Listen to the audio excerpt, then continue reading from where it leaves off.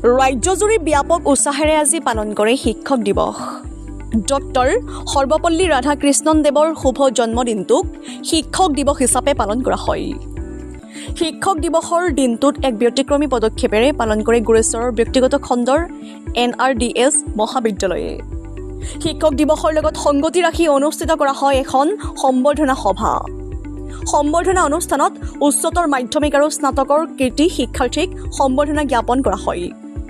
অনুষ্ঠানত মুখ্য অতিথি হিচাপে উপস্থিত থাকে গুৱাহাটী উচ্চ ন্যায়ালয়ৰ অধিবক্তা দীপক শৰ্মা আৰু NRDS মহাবিদ্যালয়ৰ স্বত্বাধিকাৰী ডেৰহাছাৰ নৰ্জাৰী।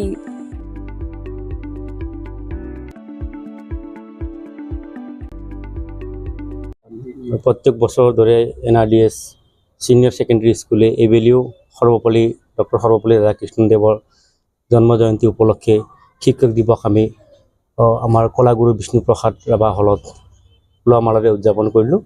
আৰু এই অনুষ্ঠানটিত আমি আমাৰ মুখ্য অতিথি হিচাপে আমি গুৱাহাটী হাইকোৰ্টৰ এডভকেট ছাৰ দীপক শৰ্মাক আমি মুখ্য অতিথি হিচাপে আমন্ত্ৰিত কৰিছিলোঁ। আৰু এই অনুষ্ঠানত আমাৰ NRDS মহাবিদ্যালয়ৰ সঞ্চালক প্ৰধান ছাৰ ডেৰহাছাৰ নৰ্জাৰী ছাৰ উপস্থিত থাকে। লগতে আমাৰ অধ্যক্ষ ছাৰ ভূপেশ ভাগৱতী ছাৰ।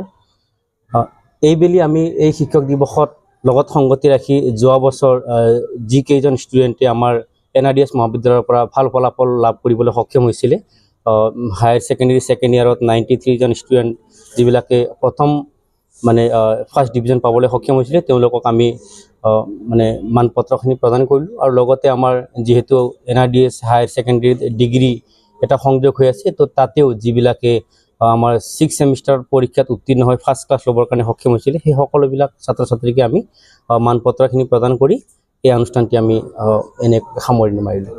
আমি এই পবিত্ৰ দিনত আমি এই নৱপ্ৰজন্ম বা আমাৰ যি ল'ৰা ছোৱালীবিলাক আছে বা বাকী যিবিলাক নৱপ্ৰজন্ম আছে, সকলোকে আমি যাতে কেৱল শিক্ষক দিৱসটো কেৱল এই এদিনৰ কাৰণে মাত্ৰ আমি শিক্ষকসকলক শ্ৰদ্ধা নকৰি, বৰঞ্চ আমি প্ৰত্যেক দিনে সমাজৰ আমাৰ যিমানবিলাক ব্যক্তি আছে সকলো ব্যক্তিৰে পৰা আমি কিছু নহয় কিছু কথা শিকি আছোঁ। তো সকলোৱে আমাৰ কাৰণে একোজন শিক্ষাগুৰু, সকলোকে শ্ৰদ্ধা কৰি আগবাঢ়ি যাব লাগিব আৰু সকলোকে মানুহ হ'বৰ কাৰণে আমি তেওঁলোকক পৰামৰ্শ আগবঢ়াইছিলোঁ।